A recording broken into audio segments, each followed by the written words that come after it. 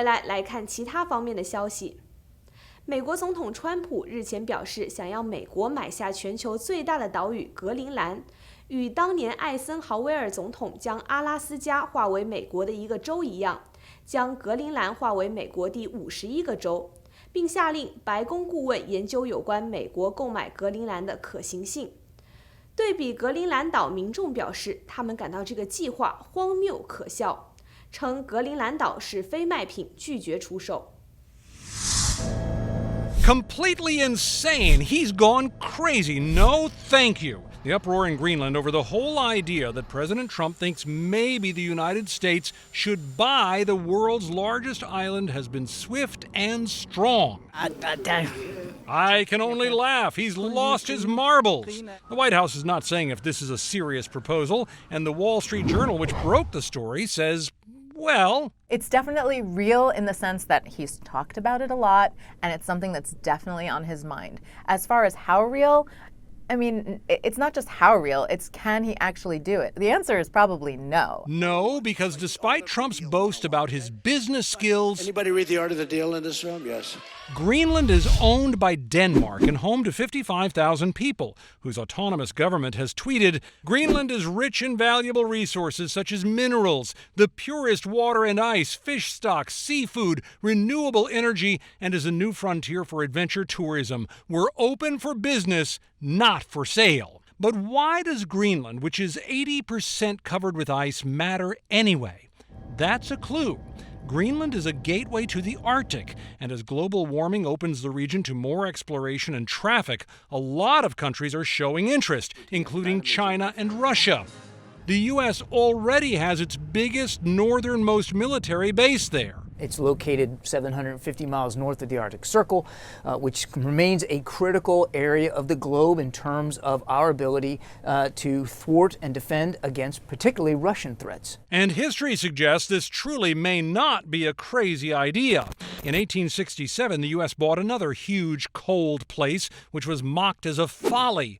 But Alaska has worked out pretty well for American interest, and 2 times before, U.S. officials have raised the notion of buying Greenland. Still, the outlook for this real estate deal is not promising.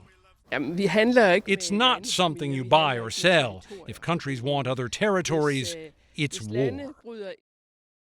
近期2年和10年美债利率曲线出现了自2006年以来首次倒挂。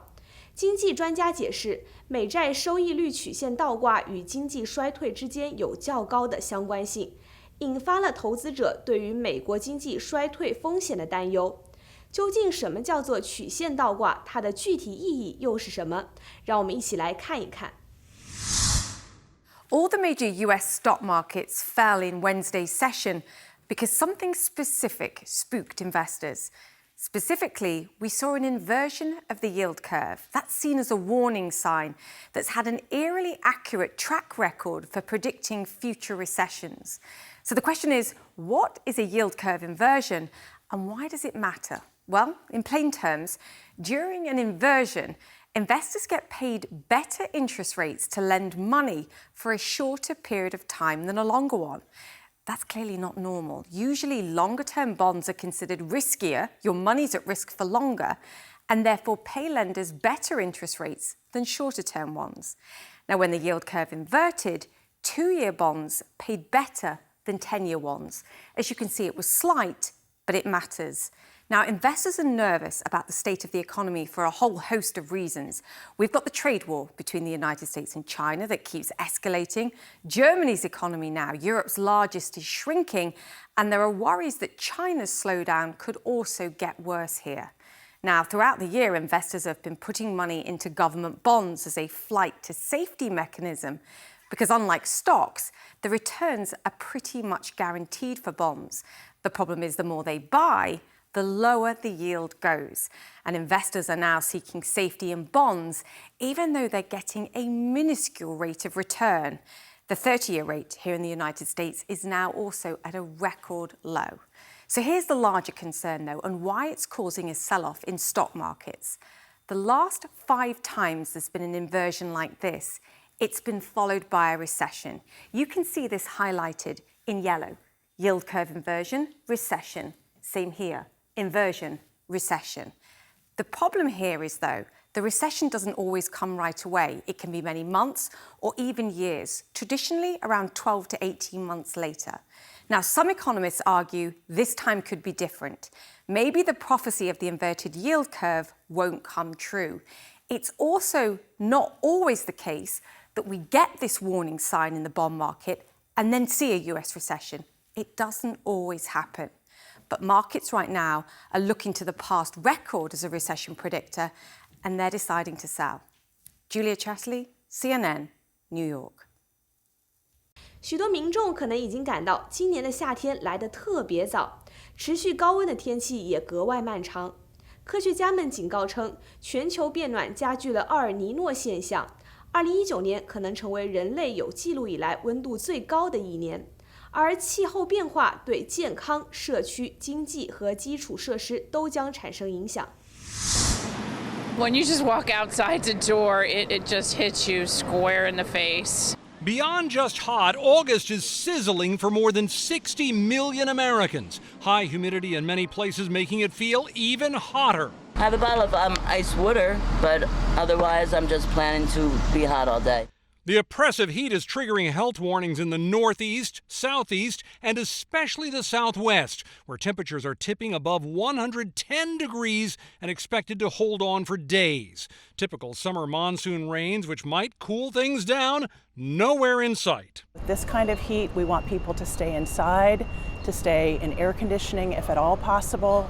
If you're not in an air-conditioned space, to find one. Even with the air conditioner blowing on me, we're 82.46, we're 86 degrees. In Colorado, kids already back in school are sweltering, even in some classes with air conditioning. Oh, it's brutal. It's absolutely brutal. I'm already thinking about what can I wear so that I can sweat and not look disgusting. In Alaska, large numbers of salmon are in hot water and dying off. Sure, it's August and regional heat waves are to be expected, but not so much the weather that has preceded this from coast to coast. We had our warmest June on record, we had our warmest July on record, and so far we are on pace to have our warmest August on record. Which means the high temperatures now could easily make 2019 the hottest year ever recorded. 校园霸凌在全美国范围内都成为一个越来越严重的社会问题。根据统计，目前美国的在校学生中，至少有1/3的人都曾经遭遇过霸凌。作为学校、家长和社会舆论，如何改善这一情况，专家也给出了一些建议。Most schools have a zero-tolerance policy, but putting a stop to bullying starts at home, according to Dr. Stephanie Walsh with Children's Healthcare of Atlanta. You can start the conversation by saying something like, hey, I know there's a lot of kids who say mean things to other kids. Do you ever experience anything like that? Has that ever happened to you? And therefore, you're not making it so that they have to come out with them themselves. You're making it something that happens, and then they can respond to that. If bullying is suspected, Walsh says parents need to go to the school, be an advocate for their child, but also be a role model. Our kids are watching and listening to us all the time. So if we're saying things that are not kind or could be construed by them as that way, it's really important for us to correct ourselves. Teaching a child how to be kind, how to resolve conflict, how to have relationships can also help battle bullying. And those are things that sometimes in this world of technology get lost, and we're missing some of those personal skills and personal interactions that I think our kids really need. Walsh says talking about bullying takes the shame out of it and may help your child to open up. I'm Mandy Gaither reporting. 最近，关于美国人，尤其是青少年吸电子烟的报道越来越受到社会的关注。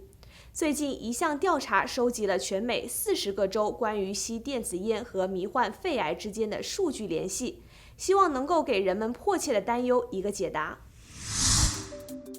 Doctors in at least 15 states are seeing the beginnings of what could possibly be an alarming new trend: vaping and lung disease. According to a recent CNN survey, health officials in these states have identified more than 120 cases of lung disease or injury that could be linked to vaping. Wisconsin and Illinois had the most confirmed cases with 15 and 10 respectively, plus another 27 under investigation. Some cases in Wisconsin involved young people who were otherwise normally healthy. Health officials in several states said it's unclear whether there's actually a connection between these cases and vaping. According to the health commissioner for New York, these reports, quote, are proof that more study is needed on the long-term effects of these products. Last week, the U.S. Centers for Disease Control and Prevention alerted doctors of the findings and urged them to collect information and samples from patients who vape and find out what products they are using. For today's Health Minute, I'm Mandy Gaither.